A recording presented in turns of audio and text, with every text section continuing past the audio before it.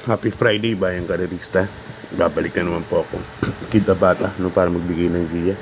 Ngayon araw ng Biyernes, August 25, 2023. So, may traces po na inilatag po ang MetroTurf para sa atin at medyo konti lang po yung nagdeklara, no?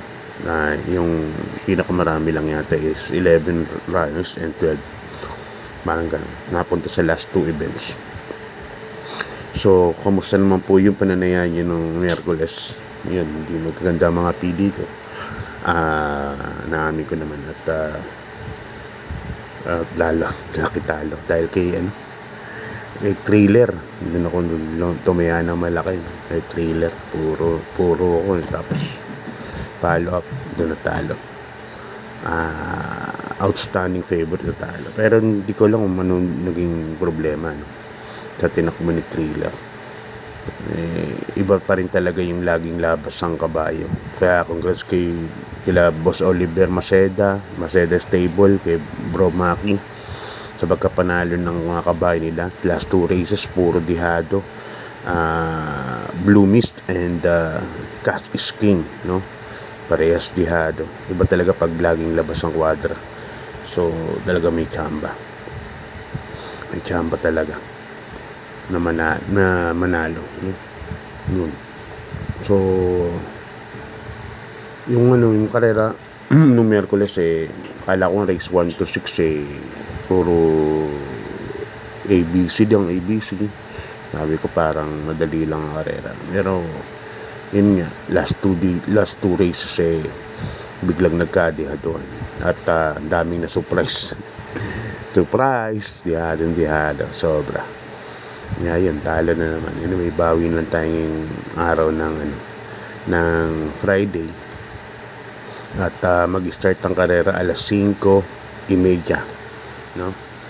May dalawang peak 5 tayo, katulad ng dati as usual. Race number 1 peak 5 and race number 4 peak 5, tapos take all peak 6 and peak 5 peak 4. Okay, start na tayo. 3-year-old and above maiden race. Meron tayong 8 runners dito, no?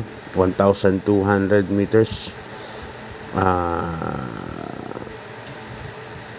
First case ko, number 1, Destin Guess, sasakay ni Jackie Jan Alvin Guse. Yun, tingin ko siya ang host to beat dito. Siyempre, alam nyo na yung mga kalaban nito, malalakas ang kakalaban. Kaya, yan ang first case ko. Ang second case ko, number 6, Golden Jaraywa, nasakay ni Patty Ramos Dilemma. Kaya naman dinigyan ko ng panigunda si Destin Guess. Kasi, nasa numero 1 ang balya. Nasa balya numero. So, tapos medyo derimati to. Baka magkaroon ng problema. So, na-anticipate ko lang. Kaya magdadalawa na ako rito para natingin ko makakapuntos na agad. Between number 1, Destin Guess, saka Golden Jaraywa. Golden Jaraywa, lagi na naman ng batak sa maiden yan. Lagi na tumatakbo. Laging placers po yung kabayo niyan. So, race number 1, 1-6 po ako. Destin Guess, Golden Jaraywa. Okay, di pa tayo sa race number 2, Bayang Karerista, class 3 and 4, 34 to 46 points, no? Merge dun dalawang grupo na to. May 7 runners po tayo. Distance natin 1,200 meters. Umpisa ng winner take all, no? At dito medyo maraming may panalo. Number 2, Golden Sunrise, American Dream, Yana Silver. Pag sinilikwat, malaki panalo kasi distansya niya. Number 5, Bada Bing. Number 6, Full Combat Air Order. Saka 7, 6 na kabayo, may panalo. Sales Magic lang sa tingin ko yung pinaka dito, dihado na malitan chance, no? Pero yung 6 na yan, may mga chance po yan. So pili tayo. Number 7, Club Habana, nasakyan ni Jackie Jan Alvin Guse.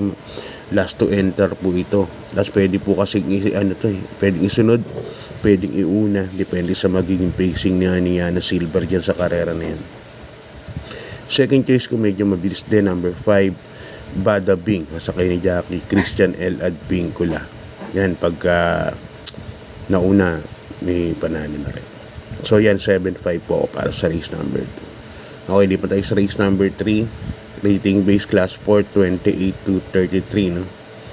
Distance natin 1,200 meters. Meron po tayong 8 runners dito. Itatakbong kabayo ko. Kabayo namin si Biglang Buhos. Alam ko si Boji Henson na sasakyan to, si JL Santiago naghintay lang ng ticket pabalik ng Australia. Kaya paalam na siya. So first case ko rating imported ng number 7 Late Night Lady ni Boss Paulo Mendoza, sakay ni Pabs Cabalejo. Nakaraan maiden, patingin ko silbing batak lang si Shego sakay nung, ngayon Pabs Cabalejo na. At sa tingin ko medyo mainam po itong kabayo na to, Late Night Lady. Kaya yan ang first case ko dyan. Ang second case ko, number 4 Eutychus, no? Nasa kay ni Jackie Bergio Bercalieta. Kasi baka mauna sa amin. Si Biglang Buhos kasi medyo nagkakaedad na, hindi na siya ganun kabilis talaga. Nakaraan nga, di ba, parang hindi na nauna. So parang nabawasan yung speed niya dahil siguro matanda na rin po siya. Kaya sa tingin ko bandera dito si Eutychus. Kaya yan ang second case ko. So dito sa race number 3, number 7 Late Night Lady, number 4 Eutychus, yan second case ko. Biglang Buhos siguro chamba lang, loyalty bet. Ako naman lagi ko naman kasama sa rota ko yung kabayan yan pagkatingin ko kahit malit ang chance. Okay, lipat tayo sa race number 4 Bayang Karerisa, rating base class 5, 11 to 15 split. May 7 runners po tayo dito. First case ko, number 3 Static, yan sa kini Pau Pau Guse. Yan ang first case ko dyan kasi may bilis po itong kabayo. Nakita nyo naman, nakanabot lang din po ito. Ni I tell you na isang magaling din, 1.26 po yung tinapos silang dalawa, kaya napaka bilis ng tempo. Kaya yan ang first case ko, number 3 Static. Ngayon second case ko, number 5 Bukas Grande Island, sa ni Charles Reyes, no? Venus nga yung mga stable ng Maceda, nila Boss Oliver Maceda, nila Bramaki, baka masundan pa. Kaya yan, Static, Bukas Grande Island pili ko para sa race number 4. Lipan tayo sa race number 5 Bayang Karerisa, rating base class 5-5. Race number 5, 6 runners lang po tayo. Umpisa ng pick 4 from races 5 to 8. Okay, first case ko rito, number 3 Happy Julian, yan balitinete na galing from BJ Guerra, napunta na kay Ison L. Bautista. At saka sa tingin ko kaya naman sumunod ka agad kay Truthmaker to kung di siya paunahin ni Truthmaker. Pero pwede rin mauna si Happy Julian dito kung pipilitan, no? Kaya yan ang first case ko. Ang second case ko yung number 4 Greater Good, bagong baba po itong kabayo na to. At distansya lang talaga diferensya nito, 1,200 lang kasi. Pero pag ito nakalapit ka agad sa pacing nilang dalawa, nila Happy Julian, malaki na po ang panalo. King Flores pa po ang patong. So yan, umpisa ng pick 4, race number 5 ang pili ko, number 3 Happy Julian, yan, saka si Ison L. Bautista. Ang second choice ko yung number 4 si Greater Good, yan. Anipis lang ng lineup, no? 6 lang na runners. At yun na nga ang mga pili ko dyan. Tingin ko malaki na chance ng dalawa na yun. Okay, di pa tayo sa race number 6, rating base class 5, 11 to 15. Meron po tayong 7 runners dito, 1,200 meters ulit ang karera. First case ko rito, number 2 Rockaway, sasakay ni Jackie Kelvin B. Abobo. Ganda ng numero. Sa tingin ko nakakapesto kagad to, golden silver kasi medyo may ikabilisan. Tingin ko nabili nga pala ni Boss Art Aquino to, kaya sa tingin ko laban lagi yan. Rockaway kasi mababa na rin sa laban, 14, ratings 14 na lang siya. Kaya yan ang first case ko. Second case ko, number 6 na rin Commander, sasakyan ni Patarguse. Ito parang bagong baba lang din to si Commander. Parang may takbong maayos to eh. Ito ba yung naiwan na karaan? Hindi ko na masyado na-review ito. Pero alam ko Yung nakaraan parang nalimado pa yan eh. Rockaway at Commander ang pili ko para sa race number 6. Lipat tayo sa penultimate race, Bayang Karerista. Race number 7. Meron tayong 11 runners po dito. Race number 7, 11 runners, class 4, 16 to 21. First race ko, number 11, Kaboom, nasa ni Kelvin B. Abobo. Alam ko, napili na ni Congressman Marvin Rillen. Yun ang bali-balita. So, alam ko kay kung Marvin na yan. So, yan ang first case sa Kaboom. Ganda ng numero, nasa 11. So, tingin ko, makakapesto kagad tong kabayan ito. Second case ko, number 4, Nards 23. Yan, JB pa kayang sakay. Si Nards 20 ang Diremate naman. Tapos third case ko, number 10, Double Happiness sa ni Berjo Galieta. Pero kung may puhunan pa kayo, sama nyo si I tell you, naiinaman ako ngayon, may 1.26, napakainam ng tinakbo na karaan. Asang Diremate. Okay, 11-4-10. At kung may kapital pa 2, I tell you, Sandiado. Okay, lipat tayo sa race number 8, Bayang Karerista, class 5, 6 to 10 points. Meron tayong 12 runners dito. Nakikita niyo yung programa.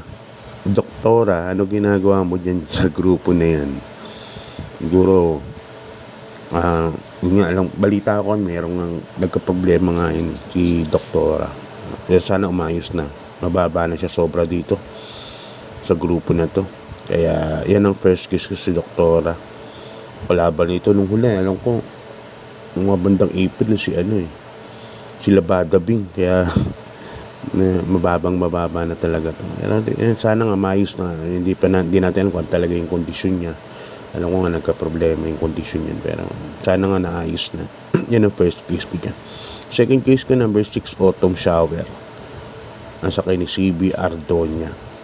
Ito naman si Autumn Shower, kayang gumawa ng 127 ito sa karera na to. Kaya tingin ko yan ang second case. Yan ang tatalo kay Doktora kung sakaling wala pa sa kondisyon si Doktora. Kaya yan ang second case ko. Third case ko, Dihado.